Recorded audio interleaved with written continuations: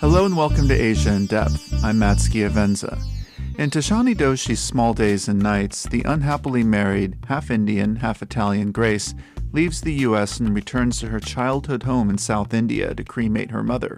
There, she discovers that she has a sister, 4 years older and never spoken of.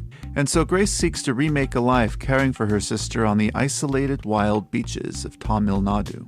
The novel is the second by Doshi, who is also an accomplished poet, and it has drawn acclaim for both story and prose. It's a big novel masquerading as a small one, says the author Salman Rushdie.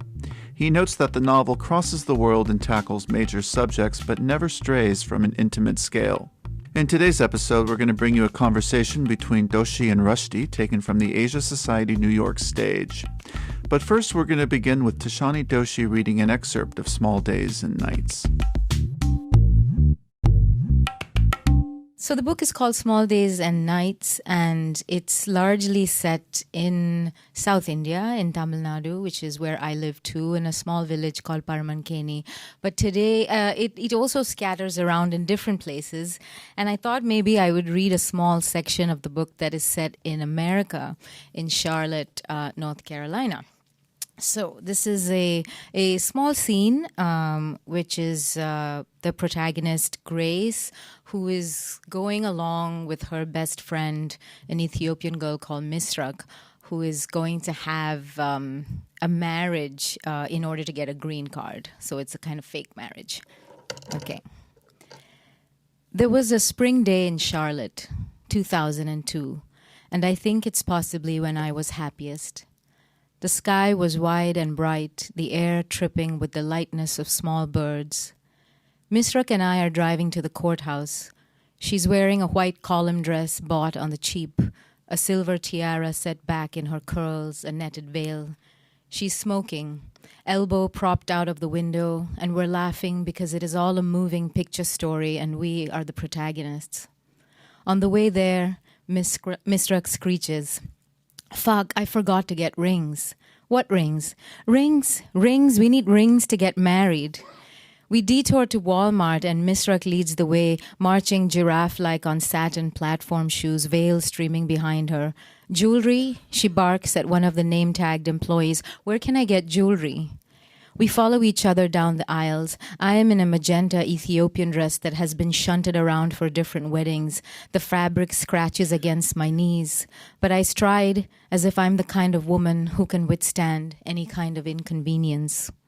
At the jewelry counter, Misrak says, "Give me the cheapest ring you have. I need 2 of them." The man at the counter smiles and says, "You have a happy life now, you hear?" as we turn away from him.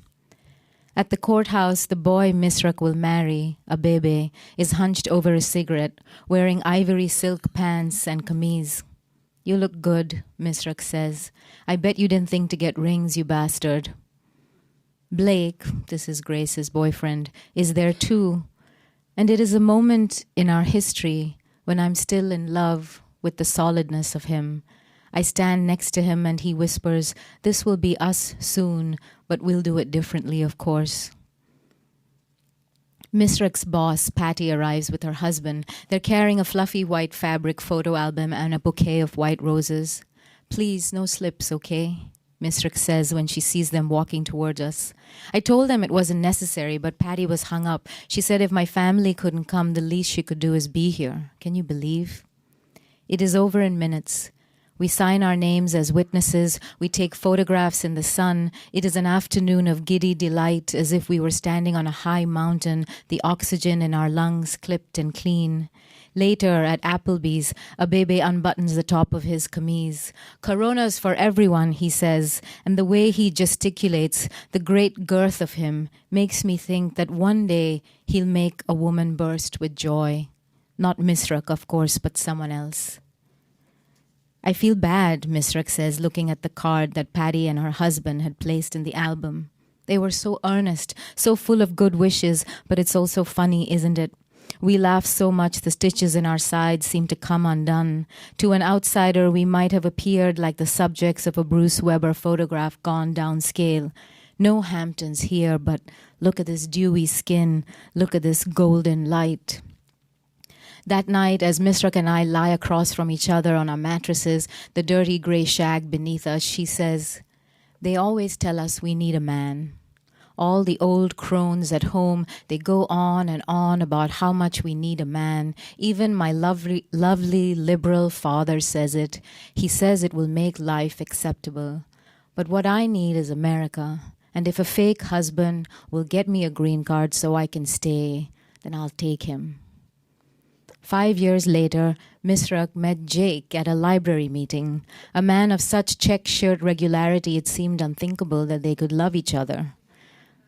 But within weeks, they fitted parts of themselves into each other's voids they didn't know they had. There was a speedy divorce from Abebe, who laughed loudly when he heard the news. My wife is in love with an American man," he chortled, "and I am so happy."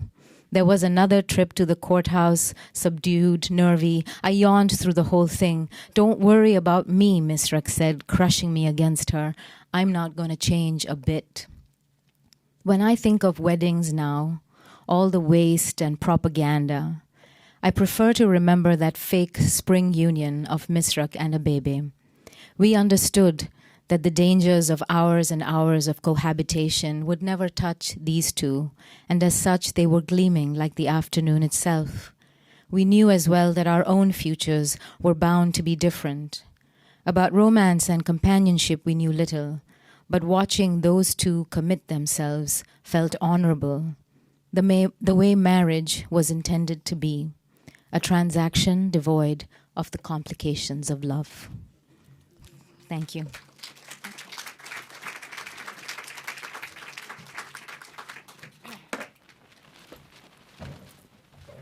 All right. Well, happy Publication Day. Thank you. Yeah, it strikes me that what you've got here is a big novel masquerading as a small one. that it seems to be intimate and small scale, but actually it crosses an enormous amount of the world. And it takes in very big subjects, and that subject, the subject of not needing a man, is somewhere close to the heart of it. And so let me just start off at the beginning. Where do you, given that this book has sections in Charlotte, sections in Chennai, Madras, and in this village by the sea, which is more or less where you live, and Kodaikanal, and Venice, and some other places. Just talk about the starting point of the book. Where in all this did you find it, the book? I wanted to write a small story, kind of claustrophobic, about a woman who finds out that she has a sister, a woman who didn't want to have children, who wasn't interested in family, who inherits somehow this burden, but decides morally that it's the right thing to do. And geographically, all these places are very autobiographical for me, because Venice, Charlotte, Madras, this village of Parmankeni, these are the places that I've inhabited in my life. And somehow for me, when I'm writing, I always return, well, Madras is the sort of focus point that I keep going back to whether or not I like it.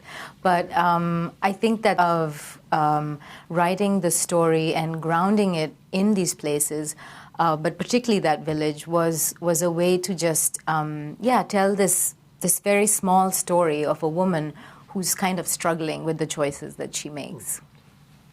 So it was just that these were places that you could relax into, that you knew them. And so to put the story there was easy. And also, the title of the book, Small Days and Nights, it comes from this James Salter, quote from his book, A Sport and a Pastime, about how the knowledge of a country we get from the small towns. And because I'd been living in this small village in South India for 8 years, when I came to America, I didn't come to New York. I went to Charlotte, and so my whole life, I keep getting shoved to smaller places. And I thought, well, is there a story here that is as important, or that can also tell a larger story of nation, of country? Because I think a lot of the times we look to literature from the big centers, you know? And I felt like actually, even in the small village, even in the small town, even in, you know, the little rinky-dink place, there is a story to be told. Not that Venice is a rinky-dink place. No, but I mean, but your story links worlds, doesn't it? It joins worlds together. Interesting about your choice of the quote from Sport and a Pastime, because, I mean, that's a book that's almost entirely about sex. Yes.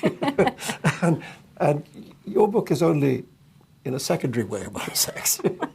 I mean, there's not a whole lot of sex in it. No. You know? Small amount. There's a small amount, yeah. Which is probably the right amount. Unless you're Jim Salter. Yeah. But it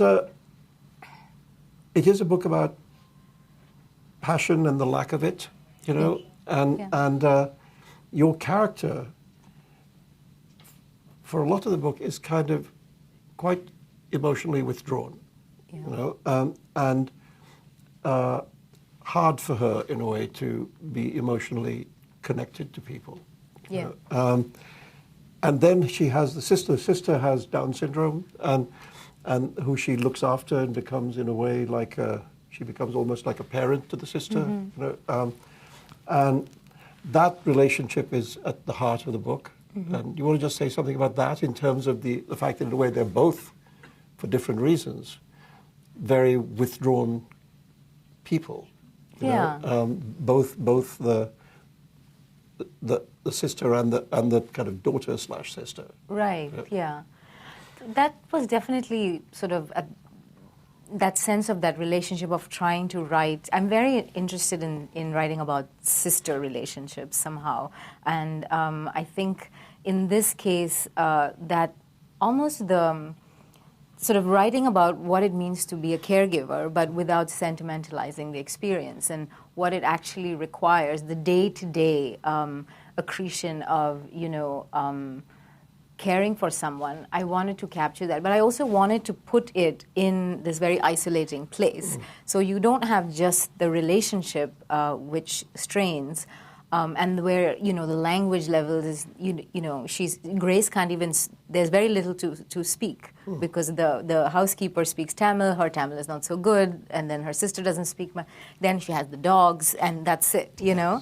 And so you have this sort of lockdown in communication, but there's also this sense of the landscape being at the same time very beautiful, but also menacing. And I really wanted the landscape to play an important part of the book, that sense of how something very beautiful and almost paradise can turn and become dangerous all of a sudden. That sense of submerged danger, you know, is there in the book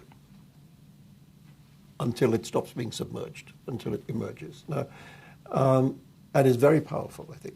But I mean, now you live in something very like this place. I mean, you don't live as she does, you know, alone and with somebody that is incompetent almost. You know?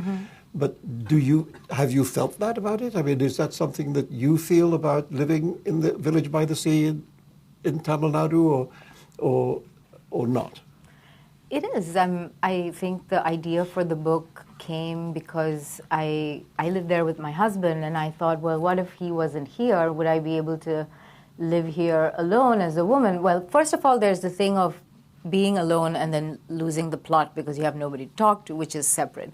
But I think the question in the Indian context was also the question of, if you're not in the city where you have a sense of safety in having people around you and community, then what would it be like to actually be a woman living out there where there is not that many people? And so then the threat of danger is high.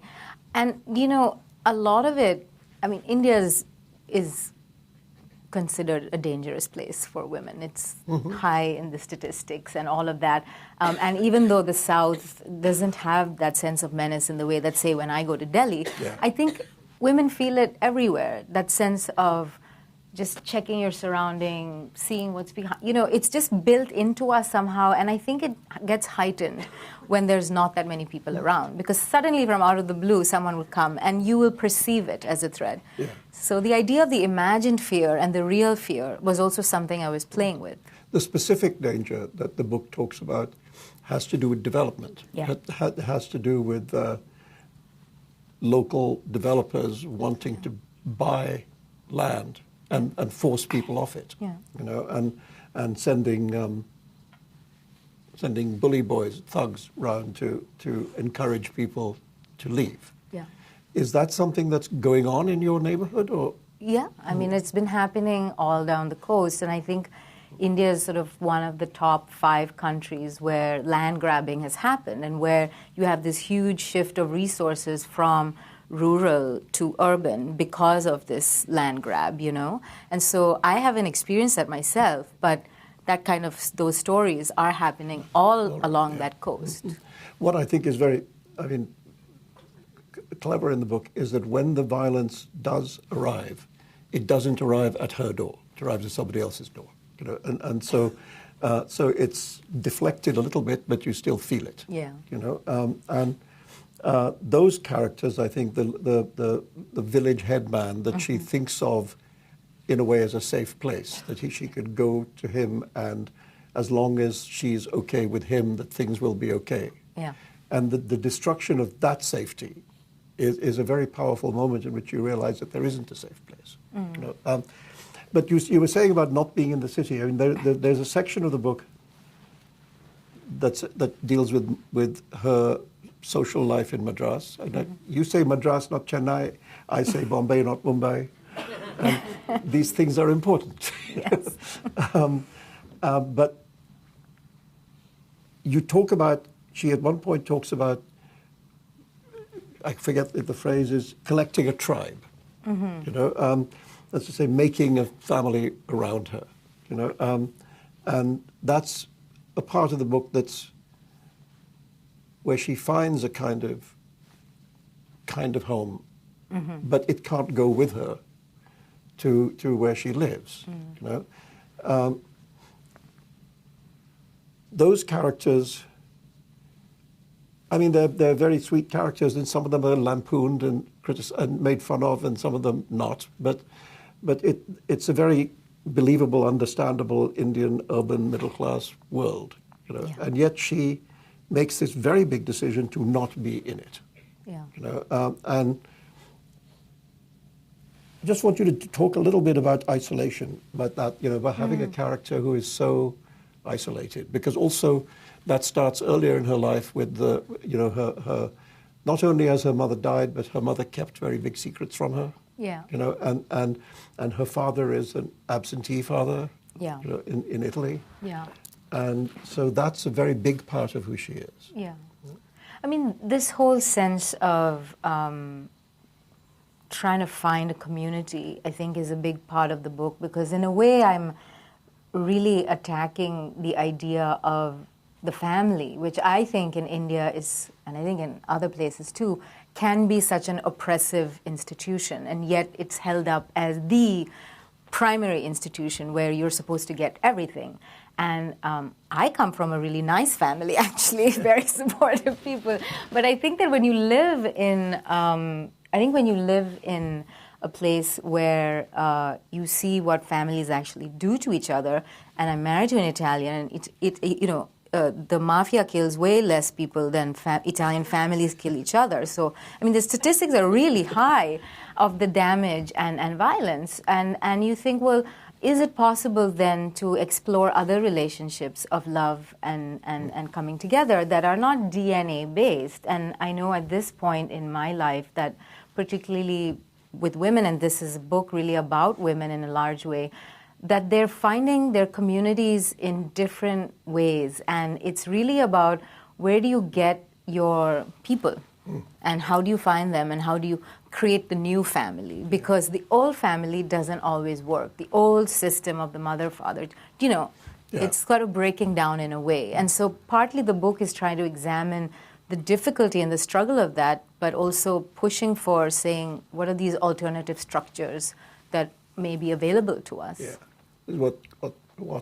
What Goethe called elective affinities. Yeah. The people you choose. Yeah. Rather than the people who are given to you. Exactly. And and also the idea of, I think the other thing which is important is the sense of how much we place in our children and the expectations we have of them. And because there is a sister in this book with Down syndrome and Grace, who's quite an imperfect protagonist and who's not always successful in her caregiving and who slips up. There's also this question of where are we going with this idea of the perfect human being, the perfect baby, the Petri dish designer baby, and blah, blah, blah. Because I think it's very hubristic, I think, of people to imagine that you can create this super person, because I feel that at some point we will fall short.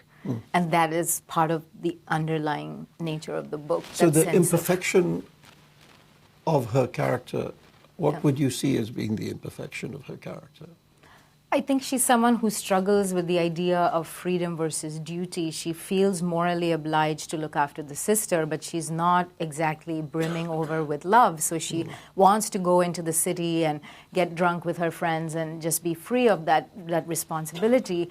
But at the same time, she doesn't exactly make all the required proper arrangements. And so then she loses her temper, and so she falls short. But I think that's also, from what I understand with people who have been in caregiving situations, that there will be a moment when you fall short, and that is human. It's human to sort of want to care for another human being as well. And I think that was the other thing in the book, is how do we care for the people in our society who cannot take care of themselves. We're going to take a short break and talk about Asia Society's YouTube channel, which now has more than 150,000 subscribers. Hundreds of our public programs each year are recorded and published on YouTube, and there's a lot more.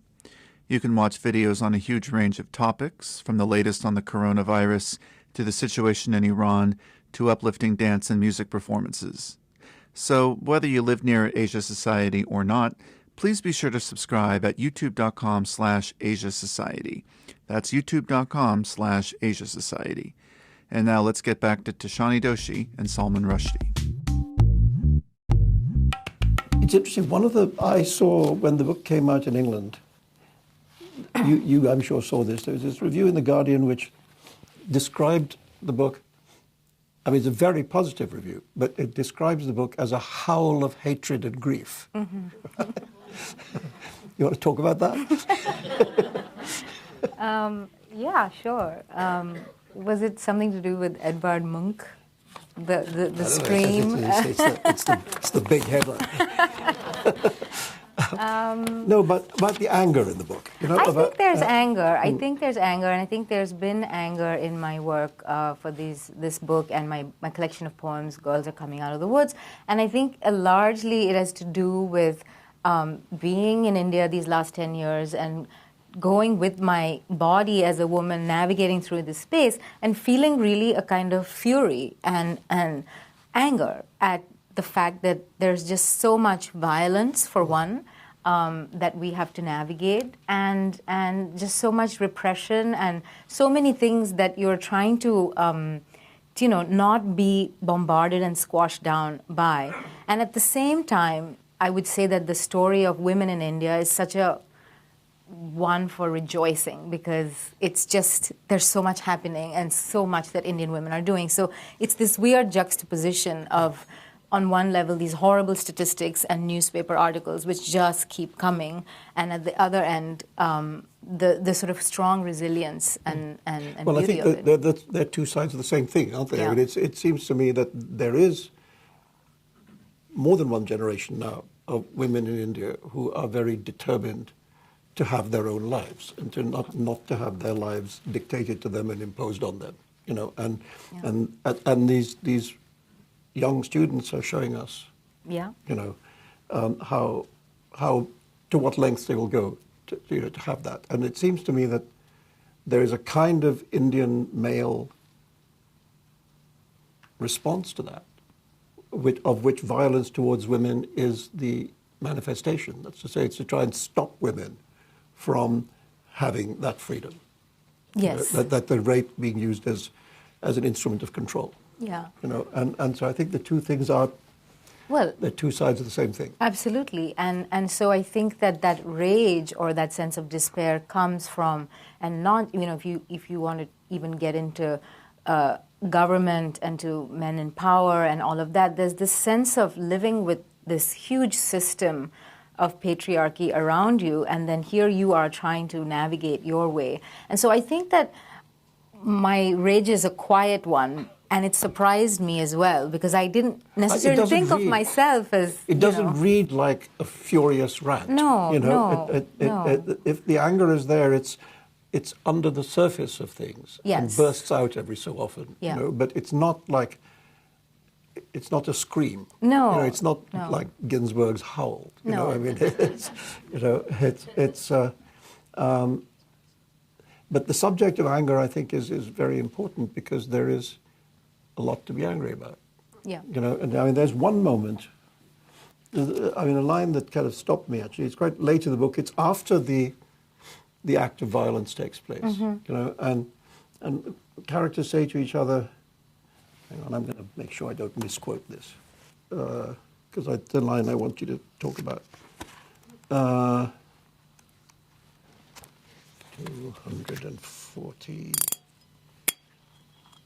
Yeah, she says that the central character, talking about her father, she says, "Papi was right, I say, we're living with savages." Right? So you're describing, or she's describing, the Indians amongst whom she lives by this very, very harsh word, right? And it seemed to me that's it's the angriest line in the book. Yeah. You know, and you want to just expand that a bit?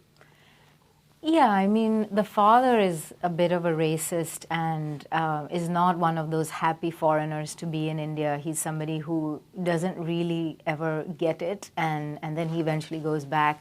And I think that my first novel, I was so in love with all of my characters, maybe too much so, that when I wrote this one, I wanted to have, I guess, a little bit more complicated and less lovable characters. But I still want to talk about the idea of love and how it's possible, and you know, how we are all deeply flawed. And this moment after this huge act of violence, which we can talk about. I don't think it's a spoiler. It's not a spoiler. No. There's an incident where, which is true. It was in a news story, and there's a village which was down the coast from me where they killed 400 dogs. Because what happens is that the stray dog population, they just sort of breed, and it gets to be a little out of control, and then they just cull them, you know? And this is their way of population control. And sometimes they just give them cyanide, and then they bury the dogs in the water, you know, in the ground, and then it goes into the water table. So it's a very gruesome, horrific thing. And I think that that's also something you come across in India a lot. You talk about a rape, and it's not just a rape. It's like burnt and then smashed on the head, and you know, it's gone to such a level of brutality and savagery. That's what it is. And so then when you come confronted with that, you think, why does it have to be like that? Do you know? We are violent as a species, and that's a fact. But this kind of violence is really. What do you do with it? How do you live amongst that without losing your sense of humanity as well? Do you know? And so that's why that line came, because I think there are moments when you feel it's too much. But know? She doesn't run away. No. I mean, she stays. Yeah. And that's very interesting, because she doesn't really even, as far as I can tell, think of running away. You know, she just stays. Because that's where she has found her place? I mean, a lot of the book is about what is your place? Yeah. You know, do you have a place? If so, where is it? Yeah. And is that because you felt that by then in the book, which is very late in the book, that she'd found her place? Yeah, I think that the idea of place and belonging is so important to the book and to me as a writer, because everything that I've ever done has been an exploration of that, you know. And partly it's because I think I have a slight chip on my shoulder about it. So I was in an Uber pool yesterday, going to Brooklyn, and there was this, I got in the car, the guy next to me starts complaining. He says, like, oh, starts huffing and puffing, and then the guy stopping to pick up another person, and he says, no, don't pick up anyone else. And then, you know, you think, what's wrong? So I'm not making eye contact at this point. And then a phone call comes, and he says, you know, I'm in a car. The Uber driver keeps picking people up. And I was like, this is Uber pool. That's what they do, you know. Anyway, and then he says, you know, don't mind me asking out of curiosity, but, you know, where did you grow up? So I said, I grew up in India. Oh, okay. Which part of India? Madras. I am a computer software engineer, so, you know, as you can imagine, I know lots of Indians. Great, good for you. And then, so it goes, and then finally he says, you know, but you are only half Indian. No offense, but you must be half something else. Wow. Okay, so I get this a lot. And it turns out that it's true. It's true. I am half Indian. I live in India. I write about India. But I think that part of my also anger and irritation is that my whole life I have been told, oh, you're only half Indian. This happens just, and it's not offensive. It's to do with what we expect of how somebody might look, you know? But you don't I get expect asked if I'm Indian at all. Exactly, yeah. And I'm not even half Indian. 100%. So I think this sense of expectation of what must a person sound like, what must a person look like, and you think this is 1.2 billion people and you have one idea of what an Indian person looks like and sounds like. We look like everything. Yeah, and so that to me was something that I really wanted to explore, this sense of actually here in the book, Grace is a very exotic protagonist. She's half Italian and half Indian. But actually, a person coming from Assam to Delhi is going to feel like an outsider. A person going from Bangalore to Uttar Pradesh is going to feel, because of the way they look, the way that they don't speak the same language. And all of this sense of being outsidered is a very Indian experience. A lot of Indians are on the move, and they are experiencing this all the time. And so that's what I want to write about, this sense of actually being in your country and being made to feel that this is not your place. This is not your, land. You don't belong here. You are from somewhere else. And now this debate is, of course, huge with what's happening with the Citizenship Act in India and stuff. So it's really a big issue for me. So in the novel, there are these various places in which she has some sort of foothold, whether it's Italy or Charlotte. I mean, Charlotte, I think, is more like a moment in her past than in her present. Yes. And in the way that her marriage to what's his name, Blake, is not. I mean, there's one scene where it enters the present moment of the book, but otherwise it's mostly in the past. In the same way as in India, the Indian sections, there's very evocative childhood passages in Kodaikanal, and when they return to the hill station, to the house where she was a child, it's a wreck. I mean, it would be easy to say that was a metaphor, that the place where you were a child is now a wreck, and you can't go back because it's not there to go back to. Yeah. And that's some of what she feels, right? Because of how her parents have been. Yeah.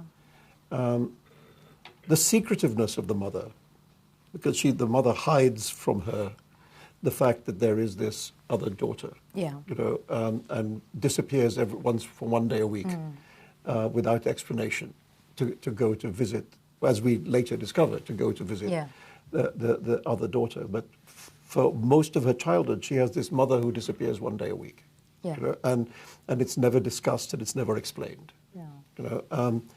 So that sense of that the relationship with the mother is problematic in some way, is very central to the book. And later in the book, when there's the letter from the mother, yeah. Do you feel that's a healing moment or not really? I wasn't certain how to.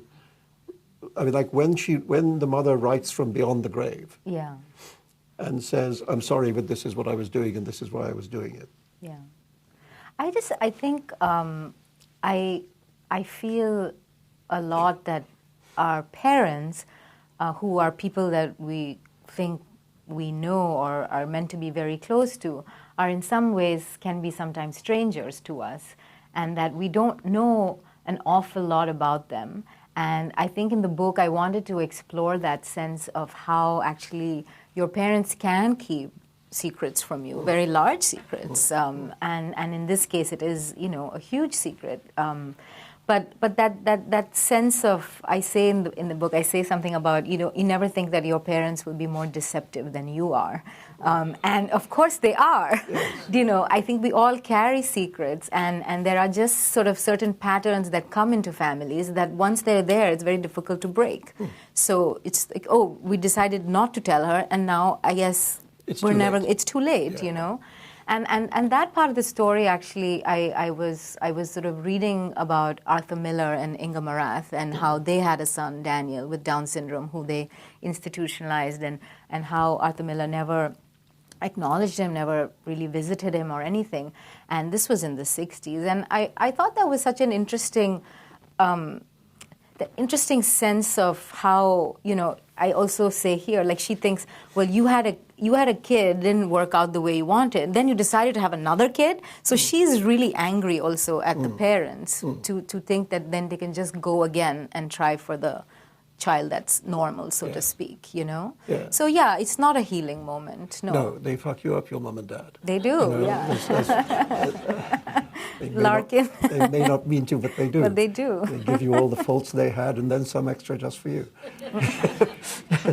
I mean, Larkin, of course, never had children, so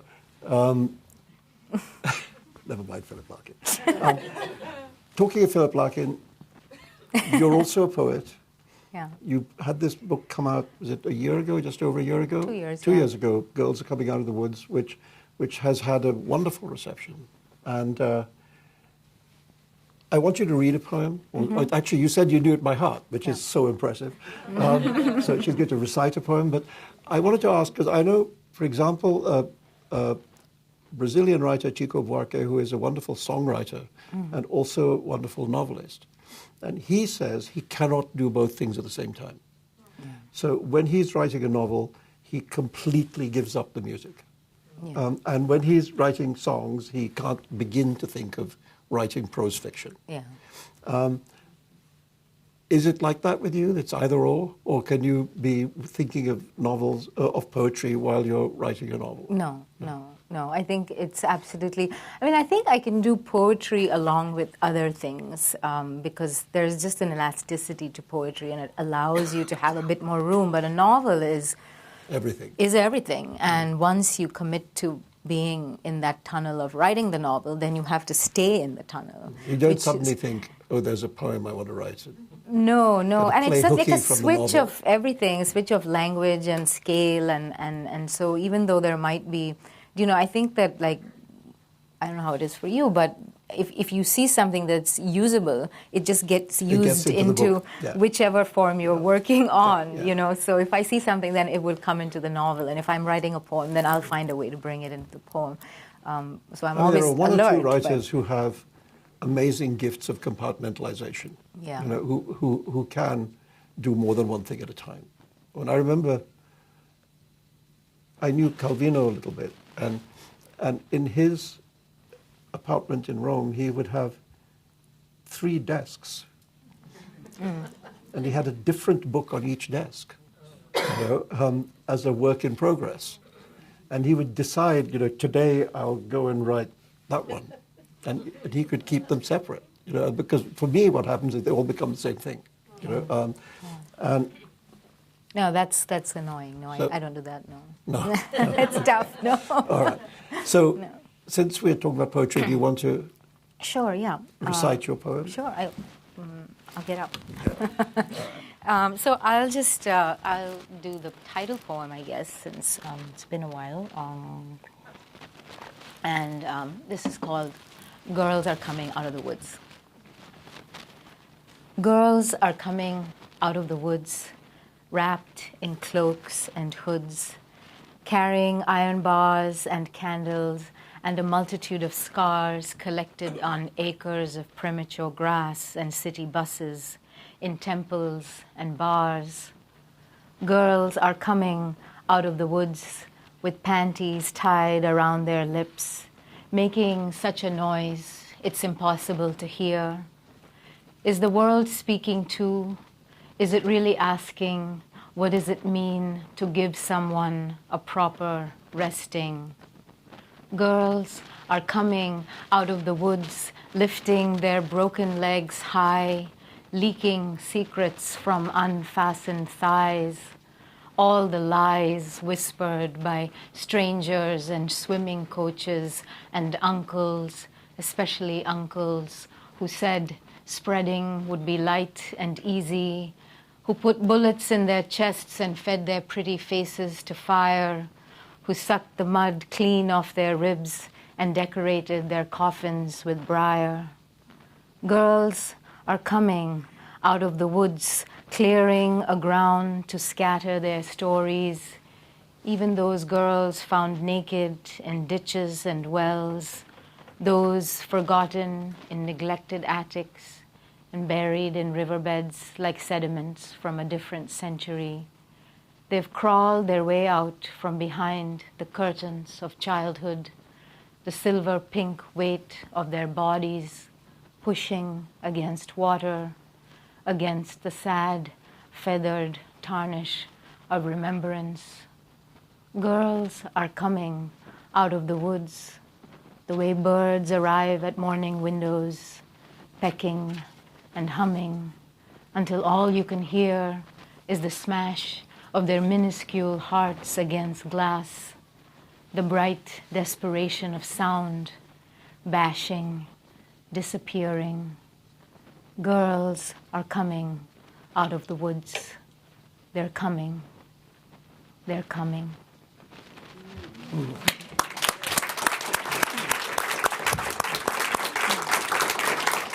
You see, it seems to me that's the angry piece of writing. Yeah. You know, that's the anger that's underneath this book. Yeah. I mean, I worked on the two books over a period of 6 or 7 years, but not with my two desks, but only the one desk. And so I would go from the novel to the poems, and I would shift in these different periods, but always carrying this kind of, that underbelly of some kind of rage, you know? Well, let's, since we've got there to this subject, talk about what's happening a little bit in India right now. Because, as you say, it's has been for some time now, a very dangerous environment for women. Yeah.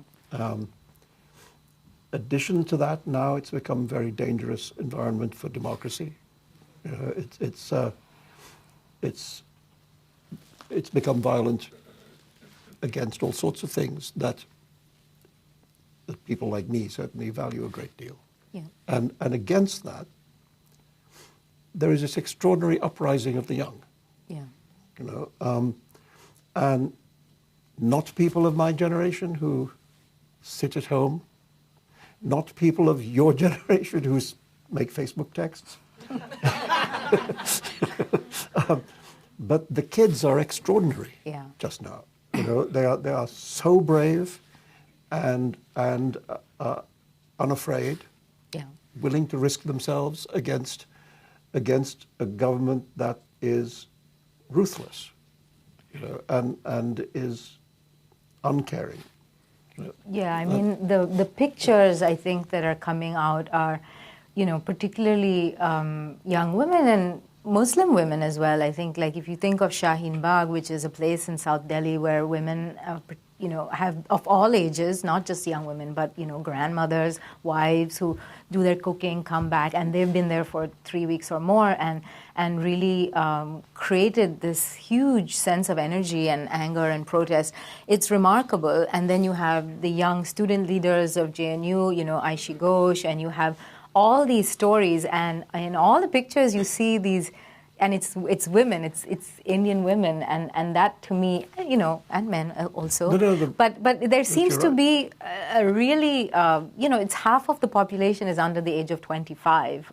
That's a large number of young people who are very politically motivated in a way that we were talking backstage about how it feels that it's missed certain generations. And this now seems to be such an exciting moment, I think, in India, despite the fact that we have a very authoritarian government trying to pass extremely limiting laws on citizenship, and this sense of, whether you're Muslim or where you've come from, and all of this, detention camps, and really... Well, it's that assault on the idea of the secular nation. Yeah. That's beyond Hindu-Muslim. Which is enshrined in the Constitution. It is the Constitution of India. And people have been reading, passages of the Constitution and all of that. What I think is most, in a way, extraordinary about the rising of the young is the way in which they're reclaiming the language of the independence struggle.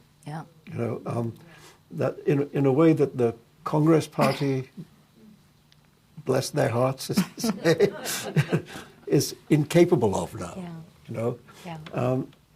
And yet these kids are quoting chapter and verse of the language of the independence struggle and reclaiming it. Saying the country is not this, it was that. It was that. That is what made the country. And that's the most optimistic thing. That the country in its young people is beginning to remember itself. You can say, we are this. We are not this thing that's happening now, And there seemed to have been a time of great historical amnesia where it was just, where did we come from? How did this happen? Yeah. And actually now, as you say, there's this sense of really reclaiming and also reframing a sense of what kind of country do we want to be, What kind of and I think that's sort of one, something hopeful. No, it is. I mean, the problem is that the forces ranged against them are very unfeeling. I mean, the government is saying, who cares about these demonstrations? We're just going ahead, and which is what governments say until the momentum gets too great, we have to see. I mean, in a way, it's impossible to know if this thing will build, or if it does, it can really change the country. Yeah. If it doesn't, then it'll be like the Prague Spring, this wonderful moment which gets the tanks come in, and stop it. But I think they all need our support. They need our vocal support. Yeah. Absolutely. And bravo for them, I think. And I think actually your book is related to that struggle because it's about independence. It's about a woman who doesn't want to be anybody else's woman. She even though it's not a polemical book, that's why I'm saying it's a big book masquerading as a small book, because all those things are there in it. Yeah. That'll do it for this week's episode of Asia in Depth. To learn more, you can check out our show page at asiasociety.org/podcast or follow us on Facebook and Twitter at Asia Society. I'm Matt Schiavenza. See you next time.